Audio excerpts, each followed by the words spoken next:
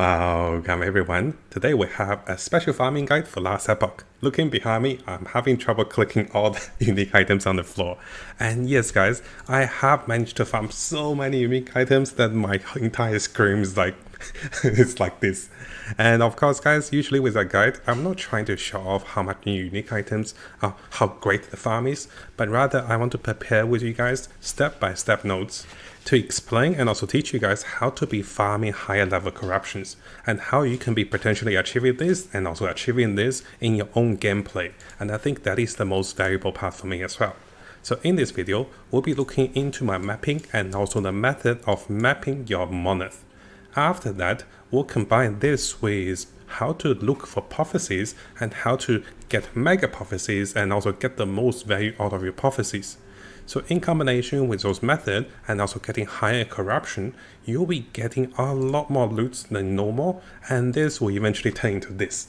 So hopefully you can use this guide and get tons of loot with great legendary potential. And also great exalted items with tier 6 and also tier 7 multiple affixes. So coming over to our notes. Now if you guys haven't seen the first part of the video, we did cover most of the monolith farming and also basics and also different methods in details. So make sure you come over to my notes in the description below to look at the first part. We do have a video guide as well. So this is following from the first part, which I promise you guys I'll make. I'll even make one more part once I get more knowledge after 1000 corruption. So on the second part, what we'll focus will be corruption, how to speed farm corruption on your monolith. I'm currently around, around 620 corruption. I'll be pushing for 1000 corruption using this method. After getting higher corruption, what you're going to notice my item rarity is 655. This can easily go over to 1000 and even higher with higher corruption. So the corruption will determine your high item rate and also bonus experience, which means bonus experience will also rewarding you with bonus favors. It is very important for you to go for higher corruptions if you can, and this will matter a lot. And if you guys don't have a great corruption build, in the future I'll be making variety build for different class, different masteries, and different combos that can push for 500 plus corruptions. For many of builds for you guys to be farming using those.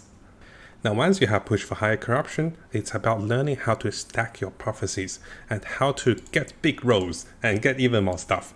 So we'll be talking about on the second part how you want to filter corruption or how you want to filter your prophecies. I have a Lazy Man's mega combo, and this combo gets even better once I unlock my final grade of rank 10, means that I get even more double. I can potentially get 8 times unique amount using this combination, and I want to share the method with you guys on the second part. So coming over to the first part. Monolith corruption can be very difficult to farm if you don't know how to farm.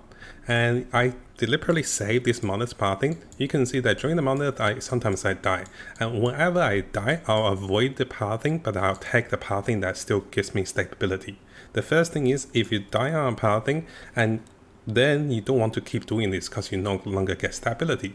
You want to do the ones that you don't die on. And also right away you can notice that you at the start will get much lower stability. This will increase with higher corruptions, but there is a limit. So at the start I'm getting 40 to 180 stability.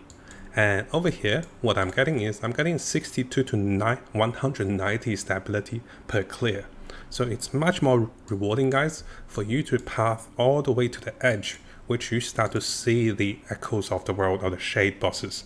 And then by doing the ones over here, notice I started doing a lot of those. I was getting 190 maximum stability as I clear those. Now do be aware guys, when I say maximum stability, I still rush to finish the echoes. I'm not trying to get all the stability to the maximum bar, but rather while we're rushing through to finish each of the echoes, you get as much bonus stability as you can. So make sure you see part 1 if you don't understand this part. Now you might be thinking, hey, why are you trying to get stability? The reason we get stability is so we can kill the story boss. The story boss is the one over here. One with, I think with 850 stability, you can kill one of those. And my goal is to always kill 2 of those to get 2 gaze of aura boss. Having this gaze buff means that when I come, so let me move my head a little bit. So when we come and go to any of the boss, you can see there is a 20 plus bonus corruption for killing those boss. And this is quite important. And the biggest highlight over here for me is, there is a diminishing return. What I mean by that is I start to notice with 2 gaze buff, I'm getting 20 bonus corruption. With 3 gaze buff, I'm getting 27 bonus corruption. And with 4 gaze buff, I'm only getting 30 bonus corruption. So over here you can see a recording. I noticed that with 3 gazes, and notice that over here it's a 27 corruption bonus from the Ouroboros by killing those boss. And over here you can see I'm having 4 gazes. Having 4 gazes means I killed 4 story boss before I attempted the shade boss. And this was actually ineffective, because during this time 4 gazes will only give me 30 bonus corruption if I kill the shade boss with 4 gaze buff. So to summarize, it is much more valuable, guys, to kill the shade when you have 2 gazes. So each of your runs, what you want to do is you want to start and then you path your way forward, avoiding arenas which doesn't give you much stability, and if you die you take alternative path. As you pass forward, you will be getting much more stability. During this time, you want to kill at least the story boss 2 times before attempting the shades boss. And if you can even stack up more stability for the next run.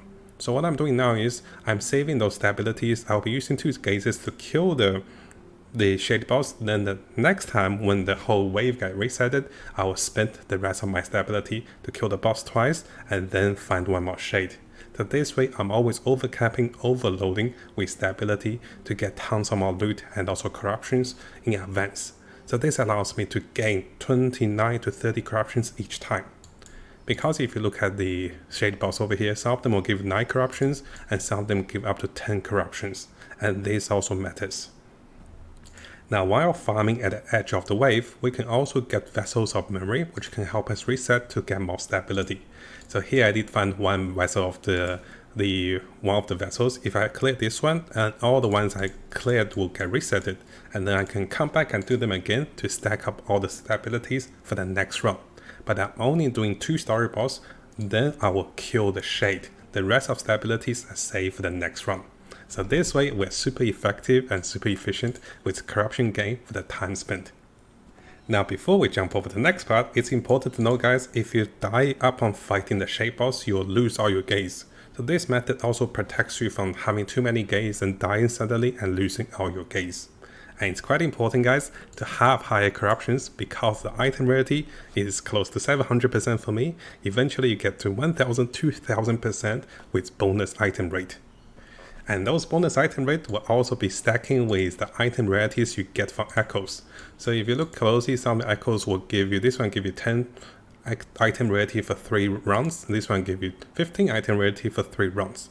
So those will stack, and those make the difference if you get higher grade unique items, higher legendary potential, and also stronger exalted items. Now I know I spent a little more time to explain the Monolith Corruption Farming in details, and there is a little more I do want to explain, but this will be combined on the second part. So what I do now is I have teleported myself to the observatory, and let's have a look at the second part as I demonstrate to you guys the method and also the combinations. So as you guys know, Circle of Fortune usually produce something like this and even greater, right? So the first thing is I have been following Rex's Circle of Fortune method, and something similar to the ability to remove some things I don't like. So currently I'm removing arenas. I'm no longer removing dungeons because for 2 reasons. I'm actually doing the 10% dungeon to craft my uniques into legendaries, and I'm also doing the Hellfire dungeon, the Soulfire dungeon, to find my build. So I'm actually doing dungeons, and because I'm doing dungeons, I'm only removing arena events. And this way, this also frees me up to 2 of those greater lenses that multiplicatively gives me double reward. So this lazy lens method will give me 4 times reward if I use those 3 lenses. So I'll show you guys the lens over here. You can be buying them from here. Or you buy all of them from here. I clicked the wrong one. So you buy them from the greater lens. So this is the first one. And then those 2 other ones I got. So the first one and those 2. So now if we come over to the telescopes, you also don't have to run around to all 4 telescopes. You can just press the ones you want to go. So left and right, you don't have to run around. So now I'm going to insert my lenses. And now the next thing you want to notice is I'm currently farming for gloves and also helmet for higher legendary potential. The next thing we want to notice is going to be the choice and also the cost. So right away, the cost for this one is 1,000 for 2 gloves. This is not bad of a value, and I'll buy this one. When you buy this, this will reset. But here comes the advanced method. Having those lenses implemented means that I can start to reroll a lot to find a perfect buy. Because what you're going to see is things are 1,000, right? So once the lens in and once I reroll, the things will go into 10,000, 30,000, and even higher. And what that allows me to do is, this allows me to hit jackpot more, get tons of loots, and really make use of the reroll method. So here each time I reroll, it costs me 320, but compared to the cost and also the savings from 80 and also 90% for doubles, this is actually worth it for me. So I'm going for gloves and also helmets, both exalted and also unique items. So nothing great over here, right? It doesn't feel that bad if I'm rerolling, because I know I'll be finding some huge jackpots. So here, this is 4 gloves for 3,500, 4 gloves for 3,500. The next thing you want to notice is that I'm only farming for 3 different timelines. So let me come over here to show you guys my notes. I'm farming prophecies on 3 particular timelines. One of the dragon timeline is where I'm looking for the unique relic drop for my warlock. The helmet and also the gloves, I'm looking for higher legendary potential. And knowing what those 3 timelines are, so I'll show you guys the timeline. I am currently farming on the Ring of Dragons, and I'm also going for the Black Sun and also Ending of the Storm. Those are the only 3 timelines I'm farming for the Monolith, and this way I can be avoiding those. Again, because the price is super high, it is worth it to avoid it this way.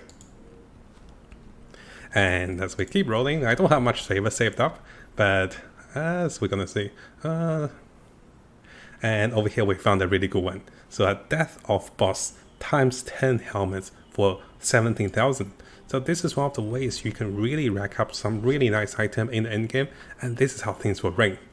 Again, this one, Fall of the Empire, I'm not going to do that, but this one, this is a little more costly, 17,000 for any of the dungeon. Well, I'll do it. Rare enemy, pretty easy, right?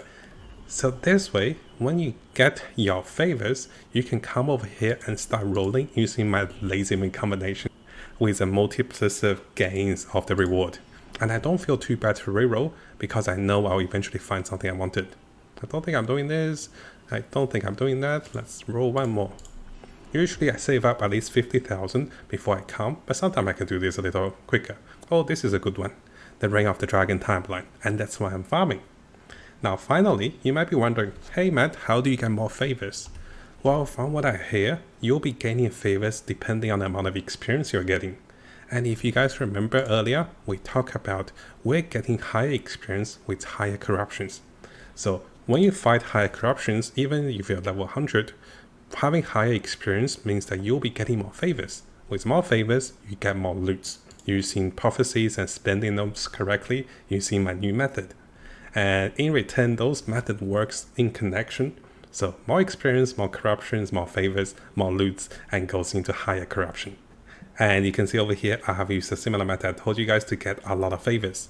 I'm slowly waiting for myself to get to rank 10 to clear some of those favors, because once I get rank 10, I'll be getting double reward using this method.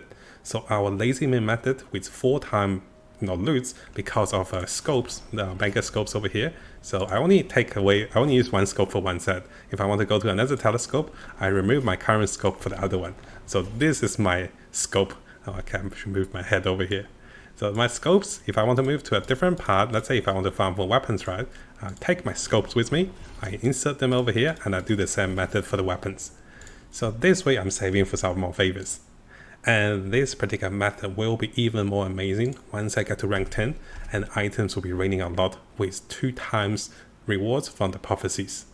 So this is my more advanced version of farming, and this is how I was able to achieve so many items using the correct method and also the logic. And before I finish, guys, don't forget you want to keep Circle of Fortune rank items, because those items will allow you to refund your Ruins of Ascendance. I have made this mistake previously, and thanks to the viewers over here, they taught me why I was wrong. I was like, what's happening? So make sure you know what to do, and also we have additional guides and also method on different parts of the game. So make sure you use the descriptions below to come over to the notes over here, which I also have the links to the videos for more explanation. Now before we finish, if you guys enjoy those Last Epoch guides, builds, and also tips, make sure you subscribe for more builds and also guides to come. and all of the notes will be available in the links below. I have collected tons of notes for Last Epoch as we make more guides, and links will be available for you guys to have a look and also, just to read up on the things we talk about in the video. So yes, please subscribe and also stay tuned for a lot more Last Epoch content. And if you guys have any tips, any advice on the game, I'm still quite new to the game, so feel free to let me know in the game or in Discord so we can be learning together with you guys with more experience.